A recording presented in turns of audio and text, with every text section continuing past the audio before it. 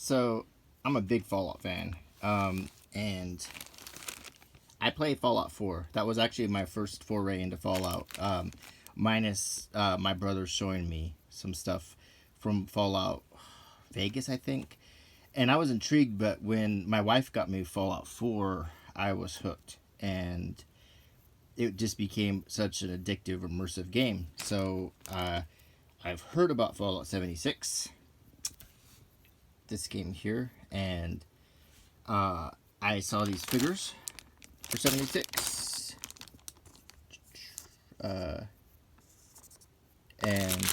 They're Vault Boy figures. They're tree ornaments, but they can really be whatever you want them to be because they're really cool. And they're like the good old Vault Boy, bobblehead. They look just like that. So I found this at Ollie's for $4.99. And I thought, well, I could read about the game, and if I'm interested, I can try to play Fallout 76. I'm going to be honest, I haven't heard very much good about it. And as far as loot goes, or memorabilia goes for Fallout 76, I may have the best you can get, from what I understand. The Nuka-Cola and the canvas bag, the helmets, some of those things I heard were pretty disappointing. So I'm gonna so all I know about Fallout 76 is when it came out, apparently it wasn't very done. It was pretty half-baked, and they patched it, and the patch ended up having more data on it than the game itself. But that it was probably too late because people just trashed it. So anyway, I want to see if this looks like something I'm interested in playing, because getting a copy of Fallout 76 isn't that expensive now. So you can get this beautiful manual for $4.99. But so what we get in this is a West Virginia poster map. So Fallout 76 takes place in West Virginia, as opposed to the one I played, Fallout 4, that takes place in Boston or Las Vegas. Thoroughly labeled with essential locations, points of interest, and valuable resources. Exclusive forward from Bethesda Game Studios. I don't know if that's a welcome message to people. I think people are pretty mad at Bethesda still. Quest walkthroughs.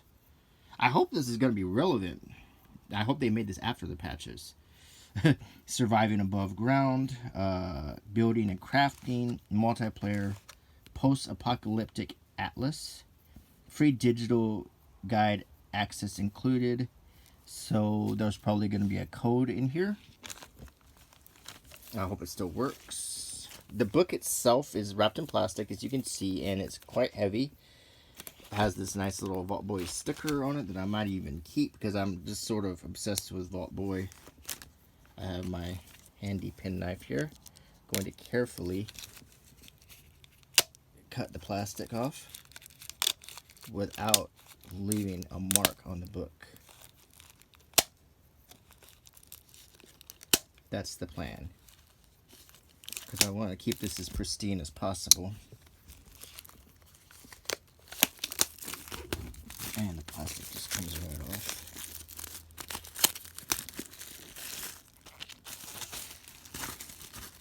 Okay, so first, I'm going to hold on to the sticker.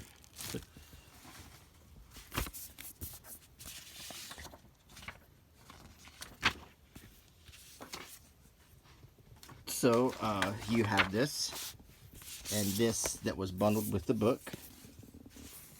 And there was also a code that I'm going to not show on camera because I need to use it. Okay, here's the insert which we saw. Totally not worth saving.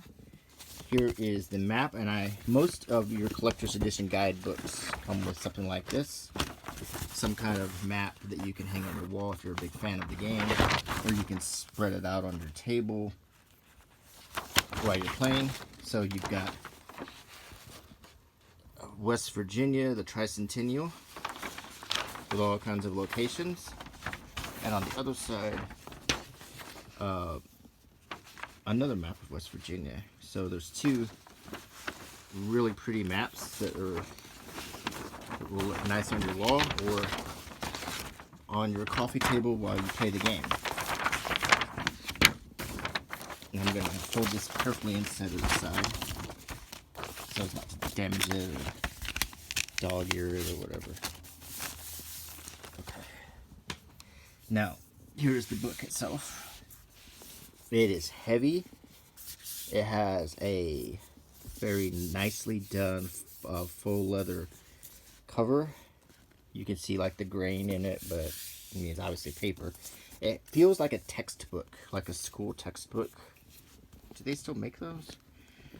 I don't even know if they do anymore, because when I go into bookstores now and you see all of like the homeschool and stuff, it looks like lots of booklets. I don't see like heavy textbooks anymore. I don't even know if they even make them anymore. I mean, in college we still had them. At least I did in grad school as late as 2017. I don't know. I mean, the world is changing. So it's got a glossy gear here. Fallout 76 logo. Vault Dweller Survival Guide. Collector's Edition. Restricted Bethesda. The spine looks good. And nothing really on the back. Very sturdy and solid feeling. When you open the book, there are end papers. They're very classy looking. Here's the foreword by Bethesda Studios with a cool picture of 3 Vault Boys. I wonder if there's apologies in here.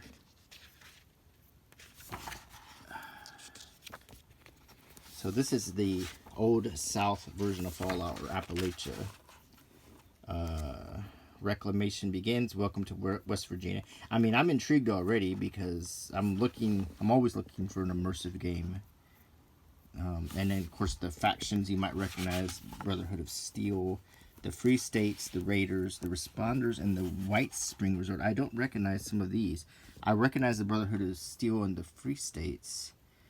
And maybe the Raiders, but I also remember there was the Institute, and there was the Railroad when I was playing Fallout 4.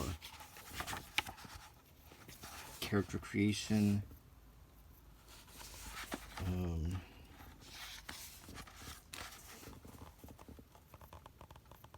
So this is kind of your training. This chapter is going to get you orientated to Fallout 76.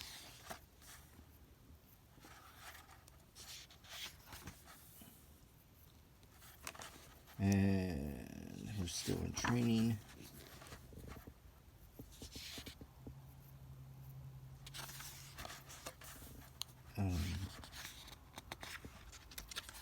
I'm just kind of curious about why the game was such a big flop, to tell you the truth. I mean, it did so badly, but I mean, surely there was something fun about it. I don't know. I mean, collecting. I mean, for Fallout 4 being such a great game, it's hard to think that there was such a huge drop, but that's all I've heard. You know, sometimes the problem with games, like for example, right now I'm playing Marvel's Avengers. That's available on PlayStation Net Now, or whatever the subscription where you can get free games. I think it's called PlayStation Now or something. But you can right now get Marvel Avengers on there. So I downloaded it. And yeah, it's clunky. Yeah, it's not... It's kind of hard to find your way around. The menus are not very... what's the word? Intuitive. But... And then when you're playing... I mean, I'm kind of getting into it. And I'm not thinking it's so bad. But I do think it was review bombed a lot. And I think that people are real quick to review bomb a game if there's something about it they don't like. And I think that there are things about the Marvel Avengers game that some people hate that are more aligned with politics and less aligned with the quality of the game. Now, in playing it, I'm not like super impressed. I'm not going to lie to you. I am a little bit disappointed that the Marvel name and such a recent game is not anything to write home about, but it's still enjoyable so far, at least. The biggest complaint I have is the load screens if you die, but other than that, it's not so bad. So we're looking at perks. We're looking at all the... It's just a very cool picture book. And there's a lot of great artwork in it. We're still in training. So as you can see, there's a lot of stuff to understand about 76.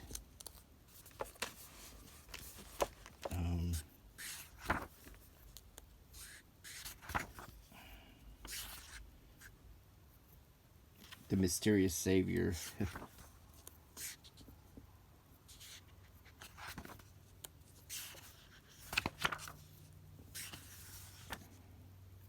Crafting and camping. Now, the most fun game I've played in a long time is Red Dead Redemption 2. I started also playing Watch Dogs, and that was pretty fun. I like playing recent versions of Hitman and of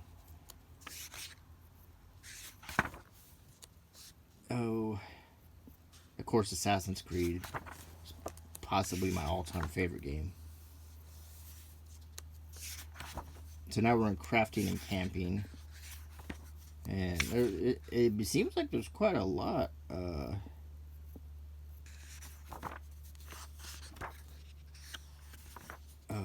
stuff here. I wonder what the big problem... I know that they really turned off people with... They turned off people with some rude comments to fans. They turned off people with bad memorabilia. Like the aforementioned Nuka-Cola. There was an offer to buy a bottle of Nuka-Cola rum and coke or something like that, and it was just garbage, as well as this helmet and a helmet bag that turned out to be sort of false advertising. Then there was some bad about the game itself. I think there was some rude comments from Bethesda to fans. And that's about all it takes, really, to get yourself nicely review bombed. Because if you're watching this video, and if you're in any industry that has a Twitter or any other kind of social media, be nice to your fans and your customers. Don't say rude stuff. I mean, I can't stress that enough. It will bite you. But apparently the folks at Bethesda didn't get that memo. And I'm pretty sure that the game got review bombed 7 Ways to Sunday. And now I haven't played it yet. I may be way off base here. This game may absolutely suck. And I see some banjo playing, so they're obviously doing a little deliverance here. And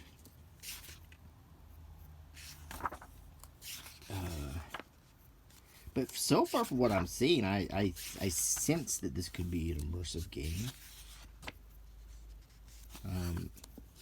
Maybe not Fallout 4 level of immersive, but I mean, Fallout 4 is just hard to beat. I could have played that game like for eternity, it seemed like, and just kept going on and on and on.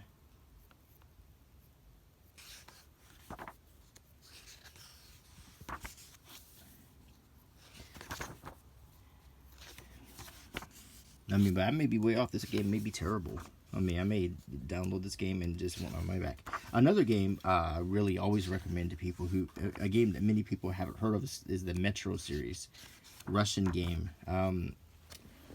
Extremely intelligent survival shooter slash, heavy story game about the post-apocalyptic world where survivors in Russia live in the metro stations. It's really, really good. It's smart and it's fun. It's action packed. It's got very good graphics, very good atmosphere and ambience. I mean, I'm on the third Metro. I'm kind of saving it. My wife bought me the disc, and I'm just kind of sort of saving it for some time. I can set aside some time to really just get immersed again, because it's the kind of game you want to put all your attention into. And unfortunately, right now, I'm exercising for the beach and working hard at work, and we're just trying to be our best selves right now, so I don't have a lot of time to play a video game. So all we're really playing right now are like couch co-ops that me and Mary play together, like Legos or something, Borderlands or whatever, and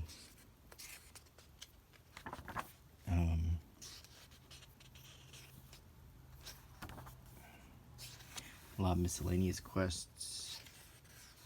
I'm not a multiplayer guy. The only multiplayer I've ever done is treasure maps. Is in the old Call of Duty. Me and Mary would both get on there and we would back each other up, and it was a lot of fun while it lasted. I mean, but we would prestige or whatever, where you just leveled up into where you no longer even had numbers, you had symbols. We are in the Atlas section right now, looking at that.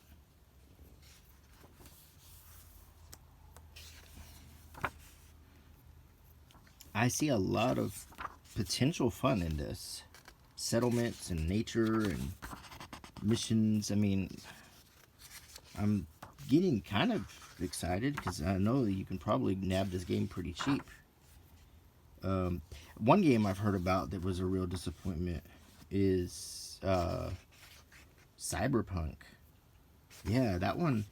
Everyone thought that one was going to be so cool. And I had friends and they were like, boy, just wait till Cyberpunk comes out.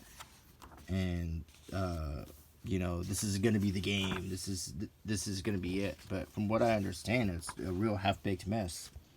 And they even took it off the PlayStation Store or something because it just was so bad, or it wasn't complete, or they weren't allowing refunds or something like that. Yeah. I don't know what the deal is, but this seems to happen a lot. These games get pushed and people, they rush the developers. And another game I was really disappointed in, and I'm just going to say it. I was a big fan of the old Czech studio game Mafia, the one that came out a long time ago, back in the early 2000s. Just an absolutely phenomenal game, way ahead of its time. It spawned 2 sequels, one good, one not so good, and they remade Mafia, and I was so excited. I pre-ordered it, and I thought, man, there's this. I just thought this was a sure thing. There was no way this could be bad, and it was bad.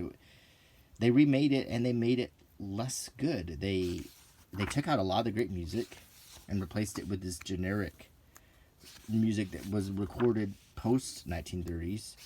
They altered the characters in just kind of unforgivable ways by changing them, and therefore changing their motivation. And then some of it was just real ludicrous. I mean, one tough guy, Paulie, they turned his character into a very weak, sniveling character. They toned down the boss's dishonesty. They made the main character not as tough, not as I don't know. His girlfriend was completely changed from how she was originally, and they injected some kind of ridiculous virtue signaling in it. And don't get me wrong here. I'm not saying that like some kind of conservative idiot. I'm saying no, virtue signaling as in clumsily ham-fisted attempts to seem like they are 2021 or whatever. You just have to see it to believe it. There's good Superstore, good use of contemporary politics. Now, Falcon and Winter Soldier, WandaVision, good examples of how this is supposed to be done. Bad example, play Mafia, and you'll see what I'm talking about. I mean, we're talking cringe levels along the lines of the what's her name, Kendall Jenner or whatever, the Pepsi commercial where they tried so hard to be quote unquote woke and they just screwed it all up.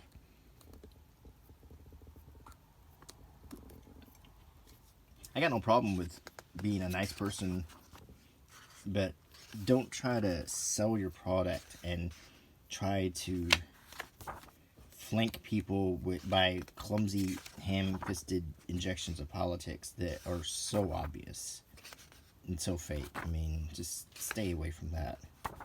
Be genuine, or don't try it at all. How about that? Be genuine. You know, be what you really are. If you really think something, then think it. But don't try to pretend like you think something when you clearly don't. That's all I'm saying.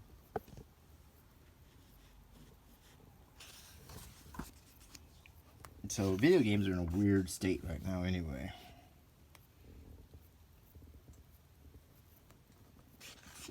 I mean, I'm not exactly sure where they're going. We're in a weird phase right now. Um, one reason maybe I just generally like Lego games because they are what they are. They're just fun. You're smashing things. You're solving silly puzzles. They're what they're supposed to be. They're a diversion. I heard all about The Last of Us, the sequel to what was an excellent first game, and then a sequel that packed in the. There we go again with the ham-fisted attempts. I'm saying be genuine. Be genuine. Don't be this. People can tell when you're not genuine. People can tell when you're not being sincere and when you are adding in content to try to satisfy groups that don't really care anyway. That's the other thing that always blew my mind is most of the people on Twitter and stuff who are, you know, upset all the time, they're not going to play these games. They're not going to watch these movies. I mean, they'll critique and they'll hashtag and they'll dogpile just because everyone else is doing it, but they don't care. They're not going to care, and I don't understand why these people in business with business degrees make these freshman mistakes. I mean, if you have a no, here's a good example: Star Wars. Disney buys Star Wars. There's something called goodwill. You learn this in accounting school. Goodwill is like built-in value. It's not value. It's intangible value. It's not value that you can, you know, enumerate. It's a value that is built in, and the built-in value of Star Wars was the fans. We're talking about people from 20 years to 50 years who are buying action figures, buying everything that says Star Wars on it, loving every movie. Just in general, they will live, breathe, die for Star Wars. And what did Disney do? They started insulting them. They literally started saying, we don't want these fans. We want a younger, hipper fan base. And they intentionally went out to alienate the fans that brought the goodwill. So Disney pays $6 billion, $4 billion in cash and $2 billion in other assets for Star Wars, and they haven't even come close to breaking even because they've lowered the value of it, possibly permanently. And that's what's sad. I don't know if The Mandalorian is going to fix it, especially with all of the behind-the-scenes drama going on. Getting rid of,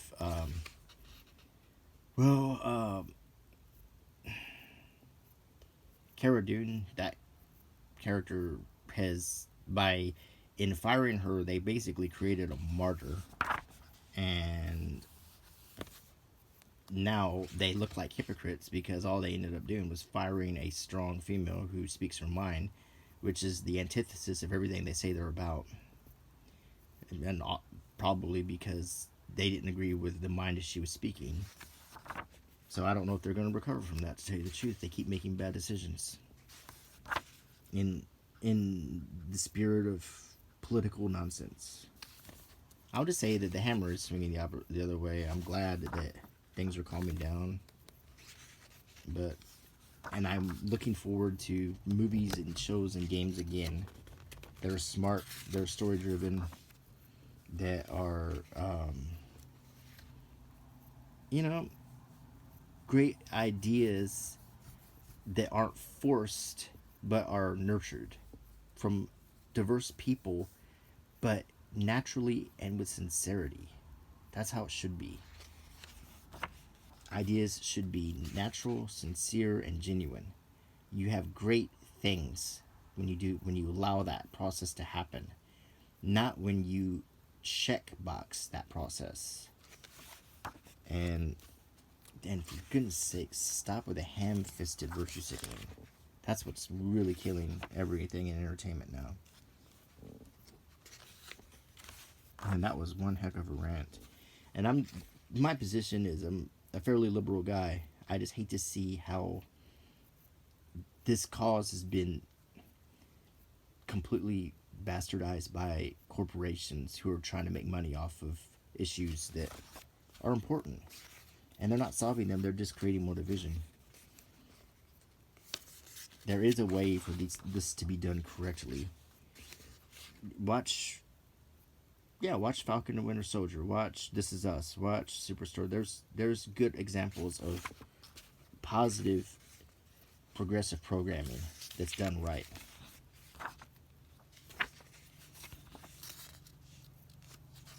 So, the whole rant was from thinking about video games, talking about how some games are being review bombed because of silly politics, like the Avengers, or some games that put so many silly politics in that they review bomb themselves. I just really think that everyone just needs to kind of lighten up and just be genuine, just be yourself.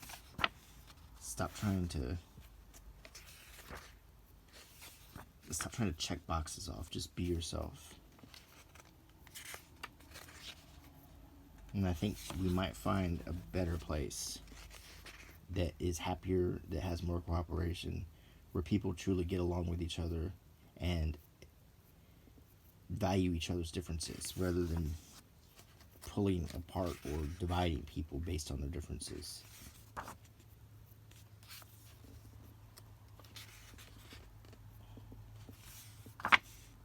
This game doesn't look that bad at all. I mean, now I think it was review bombed because of the behavior of Bethesda. So I'm gonna give it a shot. I'm gonna see if it's as bad as everyone says, or if it's just another victim of people's big mouths. And like I said, I may be way off here. If you've played the game, feel free to chime in and tell me, look, this game sucks. You're wasting your money. But all I'm looking for is just a fun, immersive experience. I mean, that's why I like Avengers. It's just kind of fun. I like smashing things. And I know there's some people who cannot stomach the fact that it's Miss Marvel. And I'm like, who cares? I mean, it's just a game. So if you enjoy it, fine, but don't trash it and tell lies about it. I mean, I don't think it's super good, but I also don't think it's nearly as bad as a lot of the people are making out on Metacritic. So that's the book. It's nice. It seems like there's a lot to this game. 4 figures. I'm missing 2 sets. I have volume 1 and volume 3. These are really cool. They're basically little bobbleheads. Really well painted. Let me get some coffee.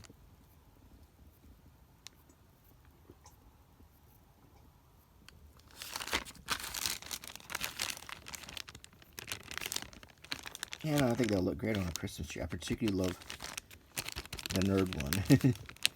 I really like that one, his glasses. Maybe there'll be another fallout and maybe we'll all like it again. One thing I do get kind of tired of, I just get tired when everyone hates something. And like the big thing is how much everyone hates it. You know, it gets so old. It started, I think, with Ghostbusters 2016, which wasn't a great movie, but didn't deserve all of the hatred. And, you know, there's some funny women like Kristen Wiig who probably are pretty depressed after a lot of that. And it's really kind of sad. Now, Wonder Woman in 1984 was terrible. But still, I'm looking forward to the new movie she's in that's on Amazon Prime. And I think I'll go ahead and call this video done. I hope you enjoyed it. And until next time, bye.